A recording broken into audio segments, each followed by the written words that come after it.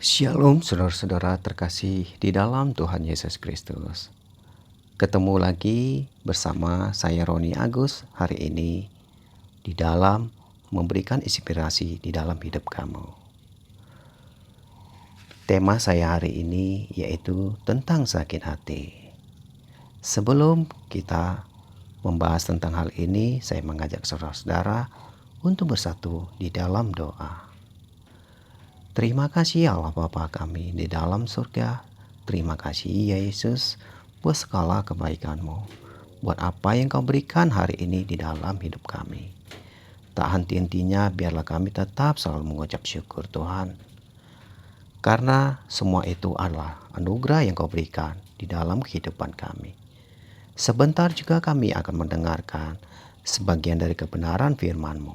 Biarlah kiranya Tuhan menyertai dan memberikan hikmat di dalam pikiran kami dan di dalam mulutku. Dan biarlah hanya di dalam nama Tuhan Yesus kami serahkan semuanya ke dalam tangan-Mu saat ini. Haleluya. Amin. Baiklah saudara-saudara terkasih di dalam Tuhan Yesus Kristus. Bagaimana keadaan Anda hari ini? Saya berdoa dan berharap semoga Tuhan memberikan kesehatan selalu dan sukacita. Sedikit saya tentang hari ini, yaitu tema saya tentang sakit hati. Yang saya ambil di dalam Ulangan 31 ayat yang ke-6. Demikianlah firman Tuhan. Kuatkanlah dan teguhkanlah hatimu. Janganlah takut dan jangan gemetar karena mereka. Sebab Tuhan Allahmu, Dialah yang berjalan menyertai engkau. Ia tidak akan membiarkan engkau dan tidak akan meninggalkan engkau. Ingat, kuatkan dan teguhkanlah hatimu. Mungkin Anda ataupun saya pernah mengalami yang namanya sakit hati. Karena kita sebagai manusia yang diciptakan Tuhan, semuanya pernah merasakan hal ini. Saya melihat kamu hari ini sepertinya keadaan letih. Mungkin karena kegiatan yang kamu lakukan hari ini begitu menguras tenaga kamu. Tetapi saya melihat kayaknya ada yang kurang beres yang kamu rasakan hari ini. Mungkin kamu sakit hati, baik di dalam pekerjaan kamu atau kegiatan yang kamu lakukan hari ini. Sakit hati itu adalah hal yang biasa dirasakan setiap manusia. Tetapi ini adalah pengalaman saya juga pribadi. Bagaimana untuk menghilangkan rasa sakit hati di dalam diri kita, baik oleh karena perbuatan-perbuatan orang dan perkataan orang. Nah, mungkin saat ini kamu mengalami sakit hati oleh karena perkataan orang yang mungkin sebelum kamu pulang kerja tadi, ia telah mengatakan sesuatu yang membuat kamu benar-benar sakit hati. Mungkin dia mengatakan kamu sesuatu hal yang menyinggung perasaan kamu, misalnya mengatakan tubuh kamu gemuk. Loh, kok gemuk ya?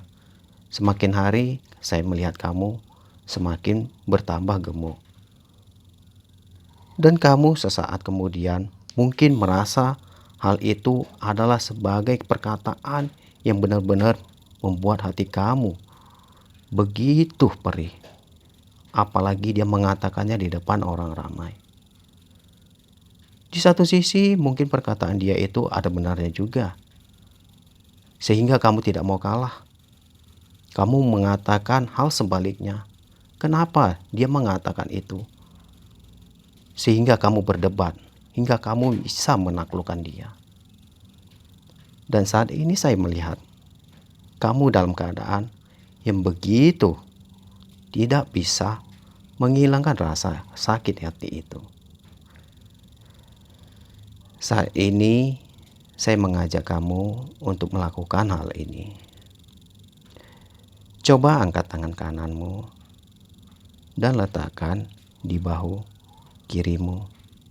Lalu angkat tangan kirimu, letakkan di bahu kananmu. Lakukan ini. Ini adalah pelukan bagi orang-orang yang telah tersakitin. Lakukan lebih erat lagi. Dengarkan kata-kata saya. Ini untuk menenangkan diri kamu. Sekarang dengar perkataan saya. Maaf ya, mungkin apa yang mereka katakan itu ada benarnya juga. Apa yang saya dengarkan itu yang mungkin tidak bisa saya terima sepenuhnya. Maaf ya, mungkin ini membuat diri saya yang tak pernah mendapatkan pujian dari orang-orang di sekitar saya. Dengarkan perkataan saya ini dan ucapkanlah di dalam hatimu. Pejamkan matamu saat ini. Maaf ya tubuhku. Mungkin saya tidak bisa terima apa yang dikatakan mereka tentang tubuhku ini. Saya sudah lama menahan dan merasakan segala hinaan yang dilontarkan mereka kepada saya. Tapi ini adalah diriku sendiri. Apapun perkataan-perkataan mereka tentang segala hinaan, tentang segala ejekan, tapi ini adalah tubuhku. Tapi aku bersyukur, apapun keadaanku saat ini, itu semua adalah anugerah daripada Tuhan. Inilah satu keunikan di dalam diriku, di dalam fisikku saat ini. Satu hal yang aku pikirkan saat ini, manusia itu tidak ada yang sempurna, baik dari fisik maupun keadaannya. Segala sesuatunya mempunyai keunikan. Itu adalah suatu anugerah yang daripada Tuhan yang harus aku syukuri. Terima kasih tubuhku buat apa yang aku terima saat ini. Inilah keadaanku. Biarlah aku menerima dan mengucap syukur buat apa yang Tuhan berikan saat ini di dalam tubuhku. Aku tak akan pernah mendengarkan orang-orang yang mengejekku. Segala ejekan itu, biarlah itu menjadi inspirasi dan kekuatan di dalam hidupku. Hinaan bukan menjatuhkan aku, tetapi membuat aku dan memotivasi diriku untuk semakin kuat. Terima kasih Tuhan, terima kasih, terima kasih. Saat ini saya ingin Anda tetap selalu memeluk tubuh Anda semakin kuat. Dan berikanlah ucapan syukur kepada Tuhan atas apa yang Dia berikan di dalam hidup kita, baik keadaan fisik kita dan keadaan hidup kita sendiri. Jangan pernah mengeluh. Anggaplah segala sesuatunya anugerah yang terbaik dalam hidupmu. Dan saat ini, coba buka matamu. Tarik napas dan lepaskan. Bagaimana keadaan Anda? Apakah Anda merasa lega? Saat kamu merasakan air matamu jatuh, berarti kamu telah melepaskan segala racun, kepahitan, sakit hati di dalam diri kamu. Jangan pernah ingat perkataan-perkataan orang yang menyakitkan hati kamu. Abaikan itu semua. Jauhi mereka yang selalu menghina dirimu, dan anggaplah segala perkataan mereka itu adalah memotivasi diri kamu. 2 penyebab kenapa orang sering sakit hati. Yang pertama, mungkin di masa kecil ia kurang mendapatkan pujian dari kedua orang tua mereka, baik dari bapak mereka, dari ibu mereka, ataupun orang-orang terdekat mereka. Yang kedua, mungkin selalu hinaan yang selalu hadir di dalam diri mereka.